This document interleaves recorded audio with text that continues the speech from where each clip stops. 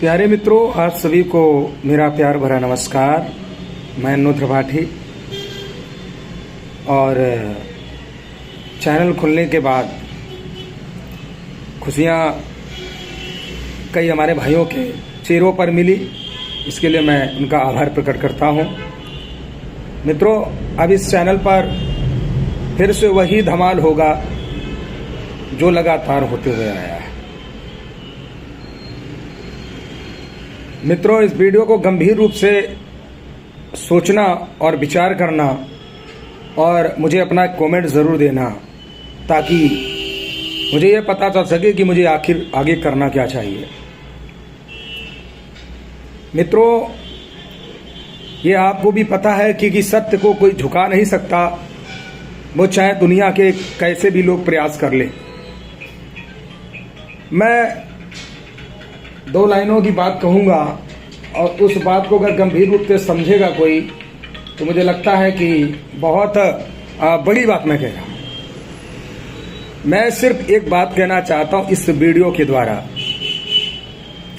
कि अगर मर्दानगी है तो सामने आकर के टकराओ और खुल कर के टकराओ, लेकिन पीछे से एक गीदड़ी की तरह अगर पीछे से आप अपघात करें तो ये मुझे लगता है एक नापुंसकता की कमी है। मतलब एक तरीके से जैसे नहीं कहते ना, इससे बढ़िया ताली पीटने लगे।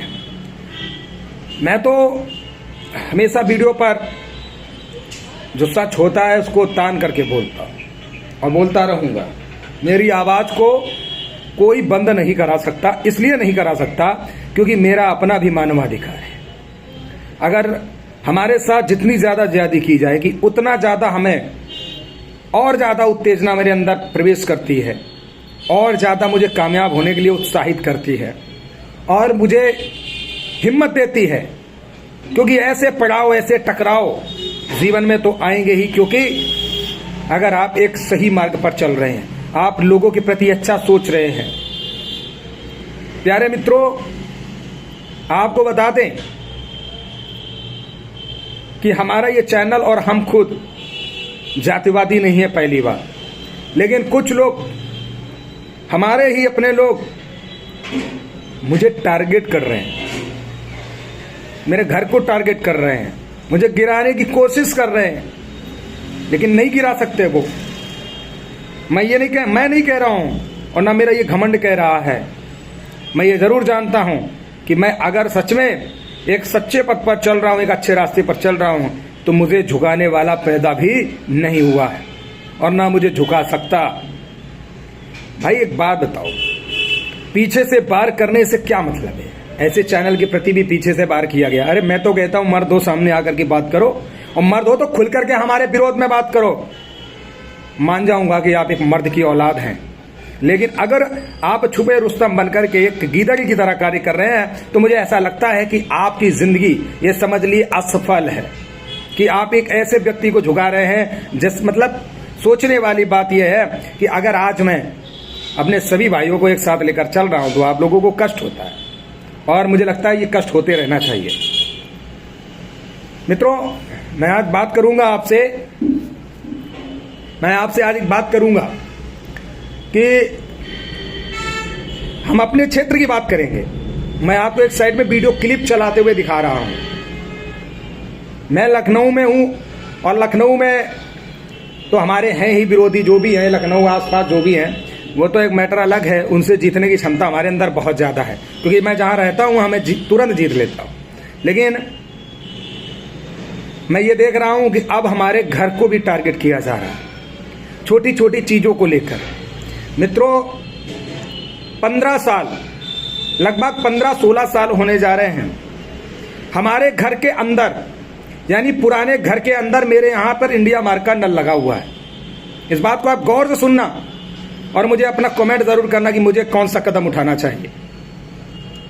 इंडिया मार्क का नल लगा हुआ है कुछ असामाजिक लोगों के द्वारा और कुछ हमारे ही अपने रिलेटिव, उनके द्वारा पौवा पावर लगाने का कोशिश किया गया और उसे सरकारी घोषित करने का प्रयास किया जा रहा है। मतलब ये आज सरकारी नल है।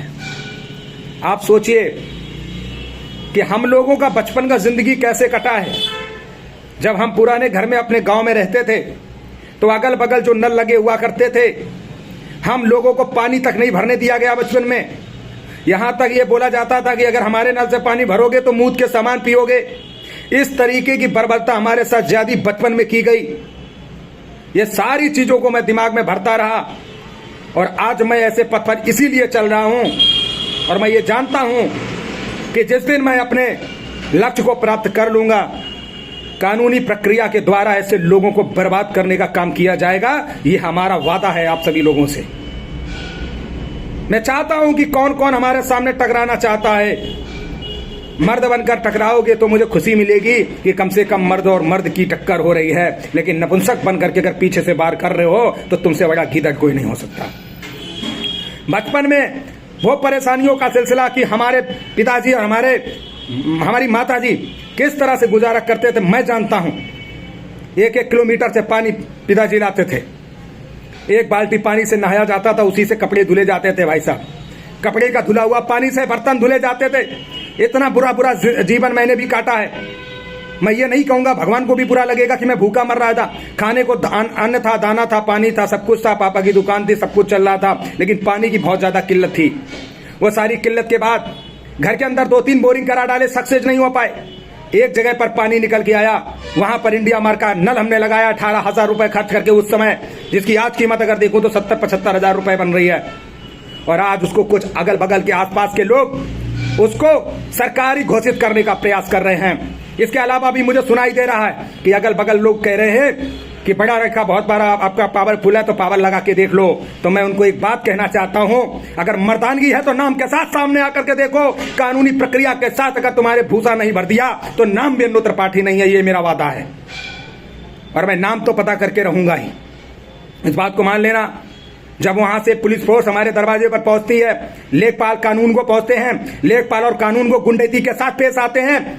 पुलिस प्रशासन तो तब भी हमारी हेल्प करता है, मदद करता है। उसने हमसे कहा कि महोदय, हम लोगों की तो ड्यूटी है, मजबूर हैं, क्योंकि हमें आदेश मिलता है अधिकारियों से, आप जरा सा नल को और सुनिए। बीच में नल हमारा खराब हुआ। पहले हम लोग पूरा पानी भरने देते थे, पूरा मोहल्ले में भरते थे लोग। बीच में नल जब खराब हुआ, नल खराब होने के बाद वो कम से कम महीनों नल ऐसे ही बंद पड़ा रहा।